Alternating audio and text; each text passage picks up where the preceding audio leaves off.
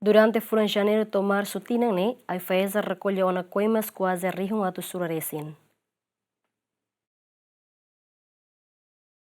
Durante a autoridade de inspeção e fiscalização da atividade econômica, sanitária e alimentar, a FAESA halou fiscalização e inspeção do operador econômico se fulan janeiro ou fulan março tinane, coima que multa da FAESA quase rium at suraresin. E dentro de 3 meses de Ita consegue recolher coimas por volta 200 e tal mil.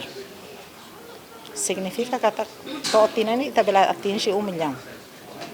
Irane contribuição também mas botamos vai Estado também Itamos precisa atu reforça na fatem Ita serviço né de apoio ao Estado de bele retamos rendimento também mas que bele sustenta o fale máquina do Estado. Inspetora-Geral Nehatutang, a FAESA e a sanção no coimas do operador econômico Sira, no sempre e a divulgação Basira, mas bem banhira la coopera se na fatem aplica sanção Basira.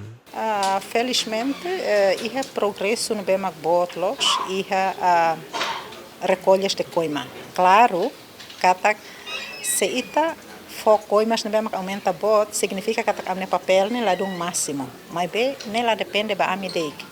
Divulgação a minha to, mas bem depende mos ba operadores econômicos Sira mos tem que cooperar. Se Sira la coopera, então sanção sempre ia também, né galera? Tuir decreto-lei número 9 baralho ruro no recintolo com o regime de infração administrativa contra a economia e segurança alimentar prevê estabelecimento Sira nebe comete infração se aplica como os dólar a tusula limanolo to dólar rio hito no recém lima Mateus Romário, Taviana Isidoro, GMN.